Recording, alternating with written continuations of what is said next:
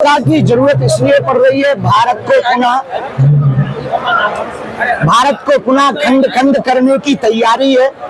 भारत में लगातार विदेशी ताकतें सक्रिय हैं। सनातनीय परंपरा पर लगातार उंगली उठाई जा रही है।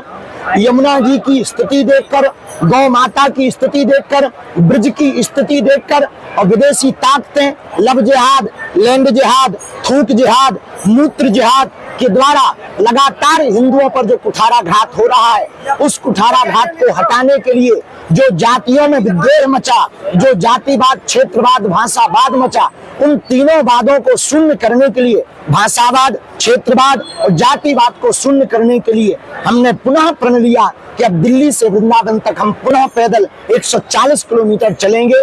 इस कात्यायनी माता मंदिर से चलकर श्री धाम वृंदावन आएंगे, बांके बिहारी के दर्शन करके यमुना महारानी के क्षेत्र में पद यात्रा को विराम करेंगे। सनातन की सरकार है, सनातन की मांग करी जा रही है जी। सनातन की सरकार है और आप हिंदू राष्ट्र की मांग कर रहे हैं तो हिंदू राष्ट्र की मांग हमें कागज पे नहीं चाहिए, लोगों के दिलों में चाहिए। हम तलवारों से युद्ध नहीं करना चाहते, विचारों का युद्ध करना चाहते। हम तलवारों से परिवर्तन नहीं लाना चाहते, विचारों से परिवर्तन लाना चाहते। और विचारों का मतलब प्रत्येक व्यक्ति के विचार कट्टर हिंदुत्व के हो गए।